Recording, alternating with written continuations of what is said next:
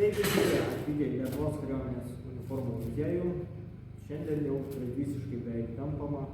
Mes gavom vėlgi siuntą, kurią išpakuosim prie jūsų. Čia pusiau dovanų, pusiau nedovanų. Bet, manau, kas viduj, jums tikrai patiks pasižiūrėti į truputiką istoriją. Bus matyti ir dėvėti, tai gero žiūrėjimo. Tai pirmas juodas maišas nusimam. Juodas maišas, nieko įdomaus. Ir ką turim? Turim palapinsiaučių.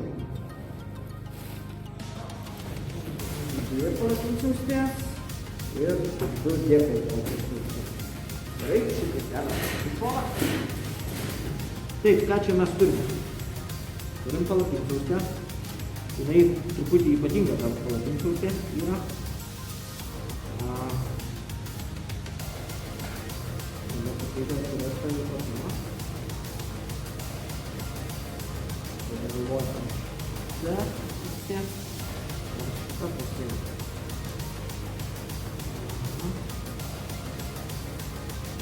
Pasiūta tekstilės konstruktūro, beveik nauja, ne šita, tai turim kitą. Ir va, ypatingumas. Palapinsiaustės sužymėtos kuopom. Antra kuopa antspaudas uždėtas, taipogi tas antspaudas yra uždėtas ir ant maišelio. Nu ir prie maišelių truputį stabtelė. Palapinsiaustės yra iš tokios pusiau lateksinės medžiagos pasiūtos. Va čia mes turim 1, 2, 3, 4. Kas yra įdomu? Va čia gerai jau padėvėtas krepšelis. Čia yra beveik naujas, iš velkros sprendžiant.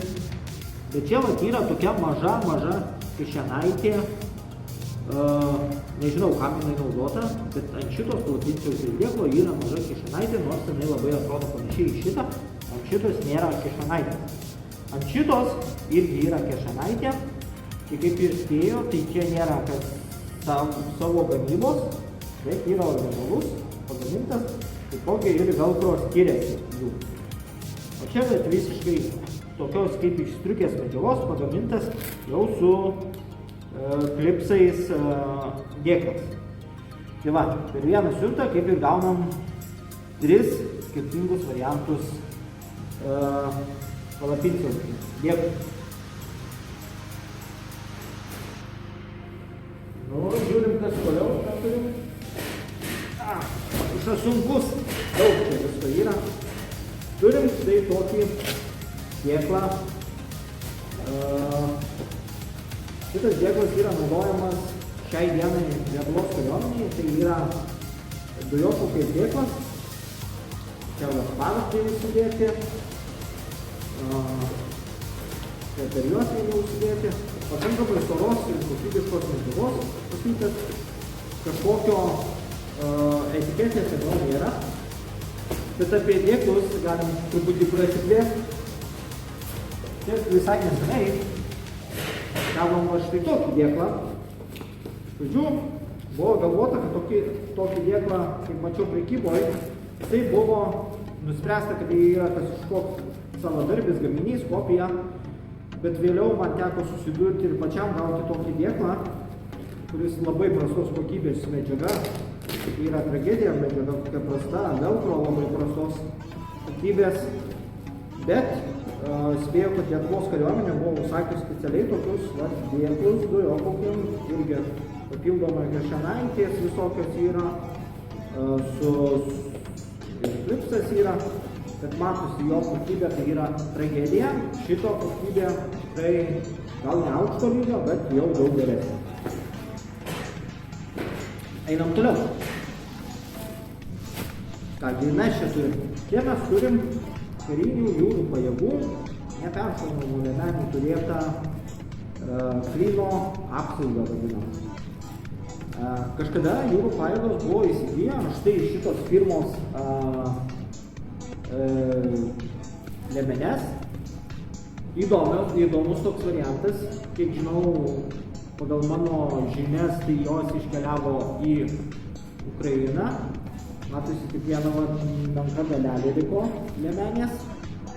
Tai jeigu pas kažką yra arba išorinė dalis, arba vidinė dalis liemenės, tai susisiekit, nes tai yra istorija ir tą istoriją saugoti ir parodyti kitiems, kad jūrų pajėgos turėjo ir išskirtinių dalykų, būtų visai gal ir įdomu.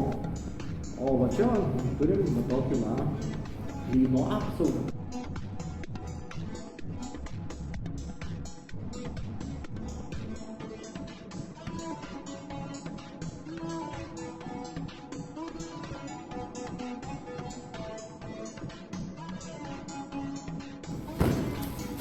Nu ir ką, daug ko pažįstamas, daug ko nešiotas, tai yra daniškas švarkas. Iš tikrųjų mes tų švarkų ne vieną turim, tai matosi gerai panešiotas, bet kas yra įdomu, švarkų turim ne vieną, bet vat kelnių turim 0. Tai jeigu pas kažką yra išlikę daniškos kelnių, žinau, kad buvo labai gero, tikrai komplektą turėti, gal net prie labdarinių visokių uniformų paimti ir įstatyti kaip pasisekusi variantą. Tai su šitą mintim baigiam. Ačiū, kad žiūrėjot. Pridedu nuotraukas liemenės. Tikiuosi, gal pas kažką atsiras. Uždėkite laiką, ateikite į mūsų renginius. Ačiū už dėmesį. Viso, iki kitų video.